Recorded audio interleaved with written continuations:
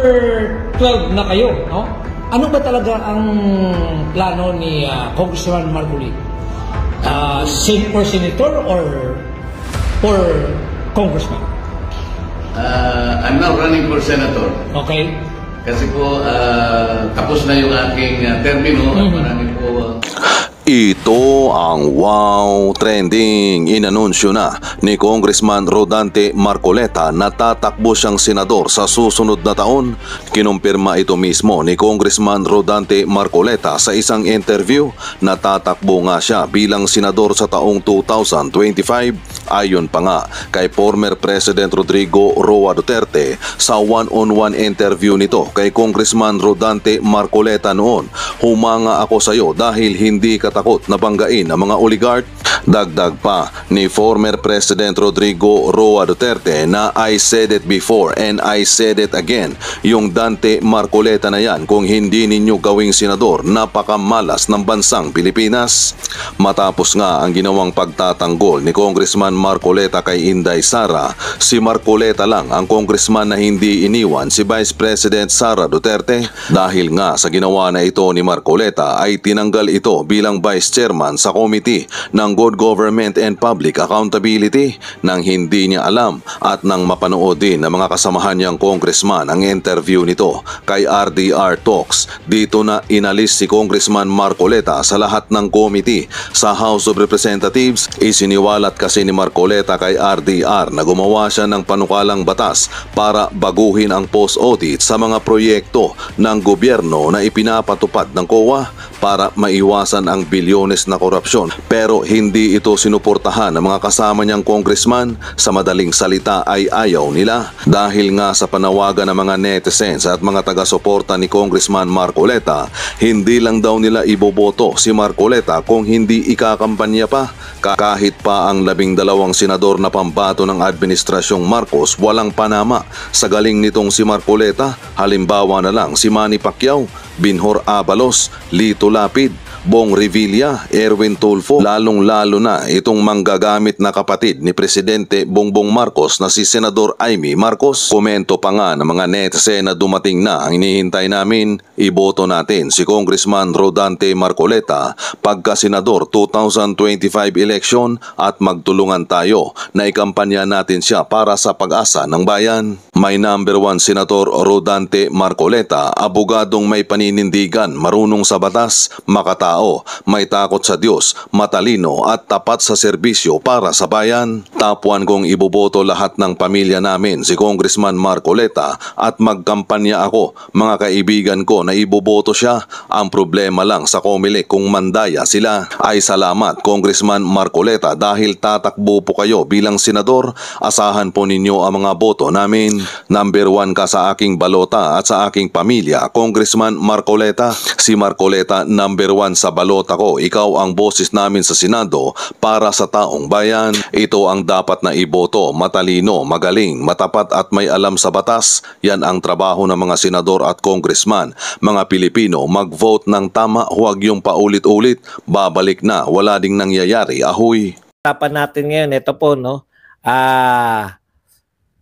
Marcoleta tatakbo na raw. Yan. Kaya po sila pa lang yung endorse natin kasi sila pa lang yung tatakbo, wala pa po yung iba eh. Okay. Kada may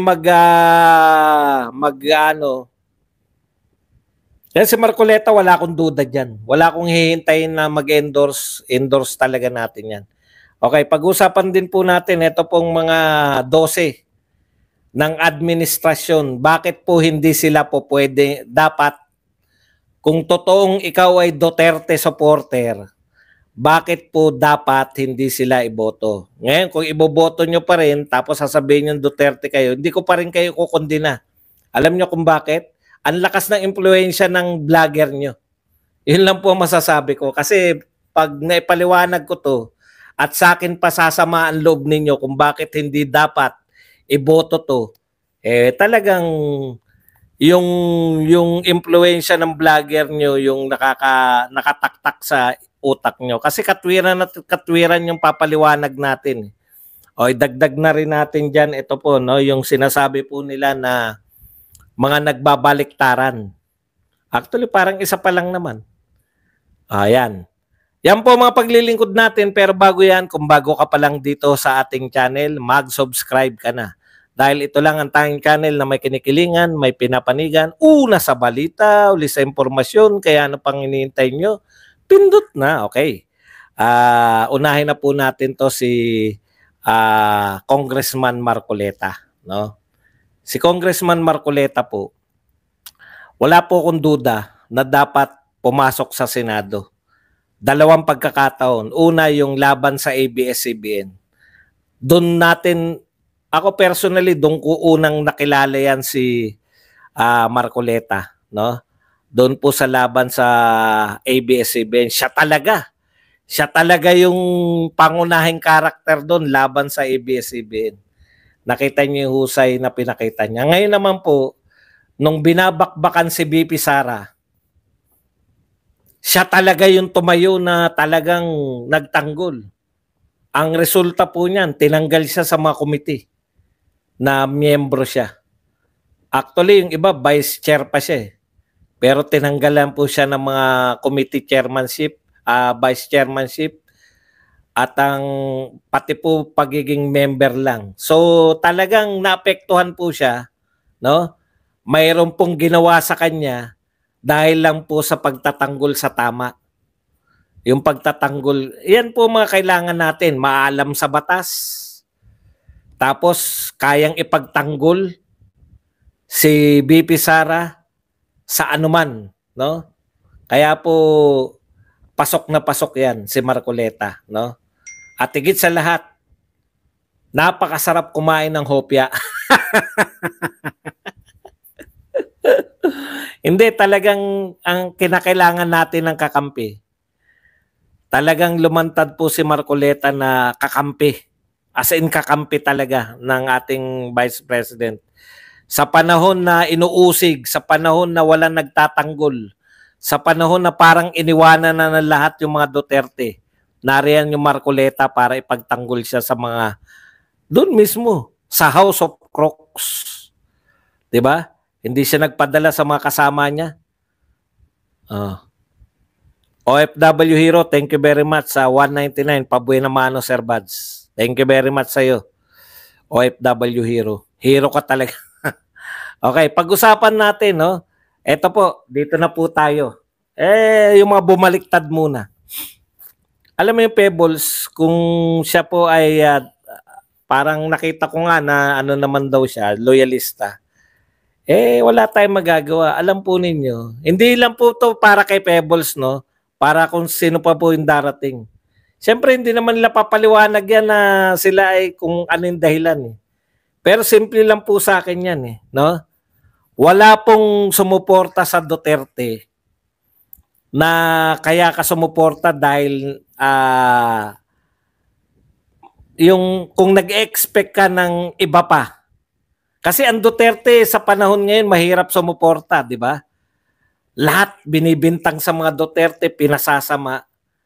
Yung kung supporter ka ng Duterte nung panahon siya ay presidente lang, katulad ng maraming congressman, pwedeng hindi pa totoo yung yung pagsuporta eh. Pero ngayong panahon na inuusig yung mga Duterte at Duterte supporter ka pa rin, talagang nakakabilib. Ngayon, eto ngayon ang tanong. Hindi naman po lihim na yan, no? Na marami po mga vlogger, mga tauhan at kung ano na pa, marami pong kumikita tuwing malapit ang eleksyon. No? Lalo na sa mga vlogger. Sa pangkalatan to, hindi ko po iisa-isahin. Kasi wala akong ideya kung sino binabayaran. Wala rin akong ideya kung paano nagbabayad. Mukha akong pera eh. Kung alam ko lang may bayaran, di nakapila na ako. Pero isa lang ang natitiyak ko sa inyo. Kahit sunugin ako rito. Yung pagsuporta ko sa mga Duterte, walang kapalit na bayad kahit kanino. Hindi nga ako kilala ng mga Duterte. Nakita ko si Sara Duterte, nagpa-picture kami. Nakipila ako. Yung pipila ka dahil pipila ka dahil gusto mo magpa-picture. Naroon sa Davao City Hall nun. So pumila ako Tapos picture, yun lang po yung tanging time, no, na nagkita kami. Si Tatay Digong nakita, syempre makikita mo yun pag umatin ka ng Maisog Rally. Di ba? Doon lang, alangan naman lumapit ka, syempre may mga gwardiya. So una naming pagkikita ng personal, yung unang Maisog sa Davao. Yun lang po yun. So wala po talaga. Bilib nga ako rin sa mga tao niya, mga contact, talagang magkakakilala na sila lahat. Hindi ko po alam kung paano yun eh. Hindi po ganun yung personality ko na kinakailangan makilala ko lahat ng mga nakapaligid. Wala po akong kakilala talaga. As in, kakilala po nila ako dahil nanonood sila ng mga vlog ko. Nagugulat nga ako eh. Binabati nila ako, uy, ang pogi mo dun sa vlog mo. Hindi, totoo nga. Nabibigla rin ako. Kaya pag nagkikita-kita kami ng mga malalaking personalidad, okay. Pero hindi rin lingid sa ating kaalaman na may mga bayaran din, may nagbabayad, nababayaran, etc. No?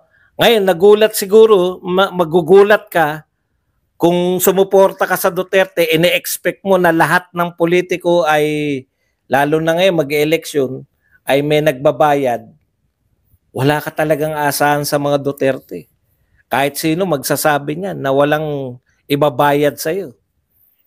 Kaya hindi ako magtataka kung mga makikita nyo na mapupunta sa iba. Lalo na yung mga sanay na nababayaran. Na nag-expect na may bayad sila. Wala palang bayad dito. Doon na lang uli ako sa, ganun po yun. In general yan. Pwede kong masabi ang ganyan. Kaya yung lipatan. Kasi imposible na naging supporter ka ng mga Duterte sa panahon na ginigipit yung mga Duterte, ano katwiran mo? Bakit ka babaliktad? Sumuporta ka, binabalatuba ng mga Duterte. Ibig sabihin, tiniis mo yun na matagal. Nung malapit na eleksyon, bigla kang babaliktad uli laban sa mga Duterte. Imposiblihan ako dun. Di ba? Masyadong imposible yun. Okay. Kaya ganun po yan. Ngayon, ganito po. Pagdating po dito sa 12 na to, ipagpapauna ko na sa inyo. Bakit mo, kung ikaw Duterte na vlogger o Duterte supporter o kung ano ka pa man, leader, bakit ka mangangampanya? Okay lang yung labas sa 12. Maunawaan pa kita. Maaring kaibigan mo yan, hindi mo matanggi yan, di ba? Tapos tumakbong senador. Ikakampanya mo. Pero yung narito, sa 12 ni BBM, kahit pa magsabi yan na independent sila, hindi dapat iboto yan. Kung totoong Duterte ka, opo, talagang masaktan na masasaktan. Bakit? Hindi naman po mga bata yan. Hindi po bagito rin yan sa lahat po yan, hindi na bagito. Ang matatawag lang natin bagito riyan si Villar. Pero si Villar, puta pamilya na nila yan. Pang-apat na yan na magsesenador sa pamilya nila. Hindi na rin po matatawag na bagito yung mga Villar. Tsaka ano na yata yan si Villar eh. Congressman ba ngayon yan? Hindi ko alam eh. Kung ano yan ngayon eh. So lahat po yan, alam nyo nagaganap. Lahat po yan, alam nila kung anong ginagawa ng mga Marcos sa mga Duterte ngayon. Marcos, Romualdez, Araneta. No? Hindi po lihim yan. Pucha, kung napaglihiman ka, tatakbo ka senador, wala kang kwentang iboto lalo. Biruin mo, hindi mo alam na ginigipit ang mga Duterte ngayon. At ang nanggigipit ay ang pamilyang Marcos, Duterte, Marcos, Romualdez, Araneta. Imposible, di ba? Okay. Ngayon, ano ang ikakatwiran nyo? Diyan sa mga tumatakbong senador na yan, ano ikakatwiran nyo? Bakit kayo luminya pa rin? Kahit sabihin nyo independent kayo, kahit sabihin nyo guest candidate lang kayo, pwede po yun. Na hindi kayo maging guest candidate niyang admin lineup. Sasabihin nyo, ay ayoko. Imposible po ilagay kayo na hindi kayo nakausap. Imposible. Hinulaan lang. Ito, palagay ko papayag to. Imposible po yun. Di ba? Imposibleng hindi nyo alam na nasa lineup kayo. Pagising nyo, nagulat kayo. Ito po yung tanong po na hindi pa po nagsasabi na tatakbo, mahirap po manghula. Tinatanong nyo ba ako kung si Attorney Harry Roque at si Trixie iboboto natin? Ang tanong po, nagdeklara na ba sila na sila ay tatakbo? Yung mga nagdedeklara lang po, so far, yung 3 ng PDP, di ba? Okay. Balikan natin tong 12 na to. Hindi po pwede mong, hindi ako maniniwala na hindi mo alam na nailagay ka dyan. Uy, anong nangyari? Anak ng pupa. Mali.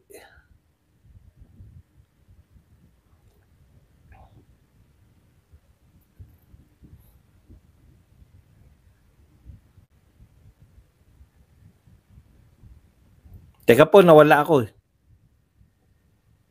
Nag-end yata yung live ko. Nag-end yata na hindi ko alam.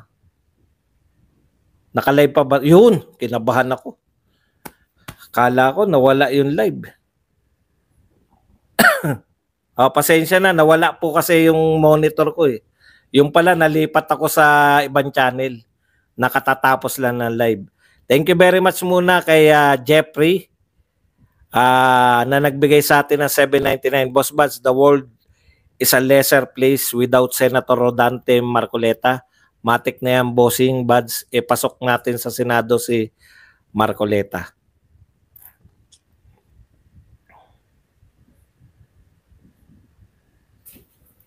Meron pa pong isang nagpakape. Batiin lang natin ng konti. Mahirap po yung Jeffrey Olasiman, thank you. OFW Hero, nagpakape uli. Salute to the teachers like Sir Buds, wife and Marcoleta wife. They are all teachers. Kudos. Yan. Thank you very much. Okay, balik tayo rito sa kwentuhan, no? Kahit sabihin mo pa na independent ka, yun na nga, may duda ka. Di ba? May duda ka sa pinapasok mo pala. Kasi nagdedeklara ka na independent ako eh. Di ba? Ibig sabihin, hindi ka solid din dyan sa pinasok mo. Pero, ganun pa man, kahit ilan pa po magdeklara na sila independent dyan, di dapat hindi kayo pumasok sa, sa team na yan. Okay, ikalawa, meron din pong manghihikayat sa inyo na ipasok natin to kasi most qualified, magaling na magaling. Di ba? Ang ganda ng track record. Mamaya, pwede nating isa-isayin yan. Yung bang record ni Lito, Lapid-Lapid at saka ni Bong Gambilla, karapat dapat pang iboto yan. X na kagad yan. Di ba? Yung mga bilyar, kaalyado kayo ng Duterte. Bakit bigla kayong dyan tatakbo? Si Bilyar, ang laki ng papel niya sa Duterte administration. Tumakbo siya sa bilyar na sa lineup ni Pangulong Duterte, no? Ay sa unit team pala. Sa unit team pala. Ibig sabihin tauhan ka ni Pangulong Duterte, no? Bakit po pinatakbo niyo sa sa BBM admin? Kaya ibig sabihin dalawa lang 'yan, no? Hindi na kayo naniniwala sa Duterte kayong mga bilyar or masyado kayong wais kung sino yung in power, doon kayo. Hindi po namin kailangan yan ngayon. Ang kailangan po namin ngayon na panahon na dinidikdik yung mga Duterte, ang kailangan po namin ngayon na mga panahon na sila ay walang humpay yung atake sa mga Duterte, mga kakampi. No? Mga kakampi. O yan. Yung piya. Sabihin nyo na iboboto ba natin yan? Di ba si kapatid nga niyan, vice pa ni tumakbo pang vice. Si Tolentino nga nanalo lang kay Tatay Digong, hindi naman mananalo yan kung hindi dahil kay Tatay Digong, bumaliktad pa eh. May chance po kayong tumakbo kay Tatay Digong eh. Bakit hindi po kayo doon tumakbo? Di ba?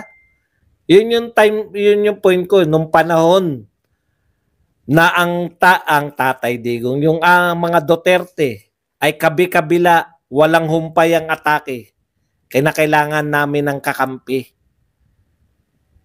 Pwede naman kayong kumampi, si Pacquiao. Pwede ka naman kumampi. Pero pinili mo si Marcos na tinawag mo noon na pamilyang tirador, di ba?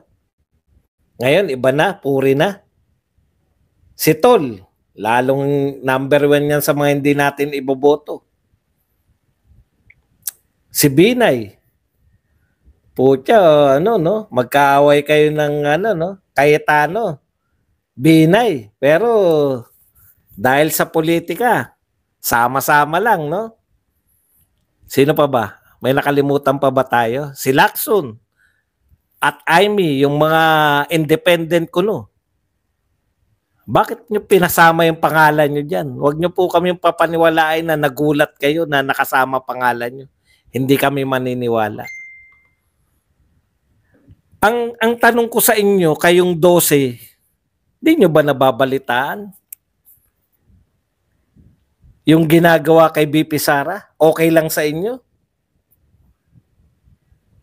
Yung pinasasama ang war on drugs ngayon, okay lang sa inyo? Gustong-gusto ng mga tao yung war on drugs. Pinasama. Pinasama ng administrasyon na to, okay lang sa inyo na 1.4 billion a day ginagastos sa flood control program? Okay lang sa inyo? Walang investigasyon? Okay lang sa bagay, makikinabang kayo pagka by, anong tawag dyan? Yung MOE nyo, gastos by certification lang, walang resibo, kasama kayo sa makikinabang pa nga pala doon. Kaya check, okay sa inyo yun. Okay sa inyo na binibenta na lahat ng asset ng Pilipinas? Okay sa inyo na deficit spending? Okay sa inyo ayuda ng ayuda lang? Yung pagtakbo nyo po laban sa admin, nangangahulugan yan na okay sa inyo yan. Sino pa ba? 2 artista? O Tulfo?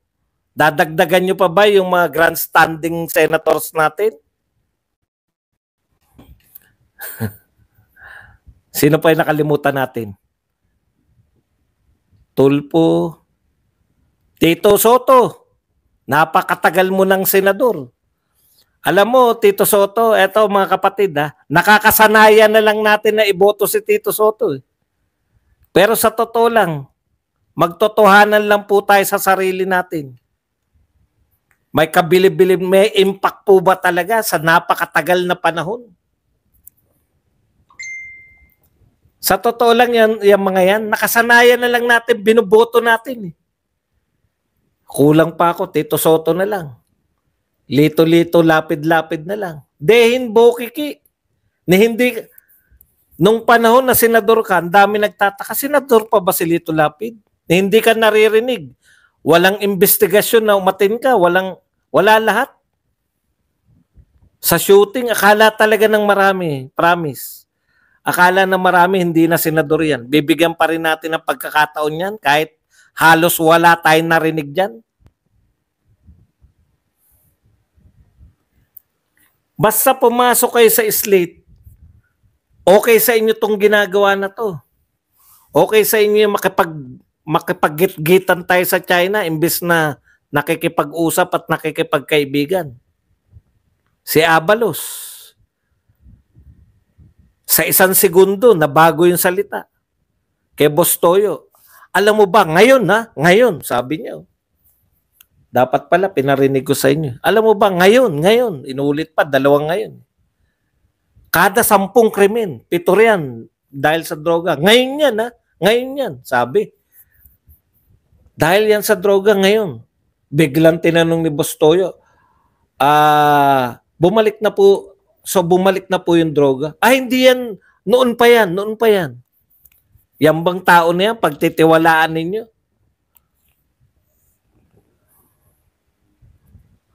Kaya hindi po pwede yung sasabihin ninyo na eto, mamili tayo si Bato, ano ba ginawa nito? Naku, nung ano yan, ini-eliminate nyo mga Duterte senators.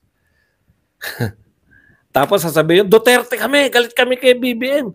Pero iboboto namin ang mga senador ni BBM kasi walang kwenta yung mga senador ni... Wala rin mangyayari sa atin. Alam nyo naman po, hindi naman po nila nililihim. Alam nyo naman nasasalang si BP Sara sa impeachment. Naghihintay lang sila na mas maraming senador. Hindi nyo pa iboboto. Wala rin naman mga pakinabang yung mga binoto nyo. Tagal-tagal na nariyan sila Soto, Bong Revilla.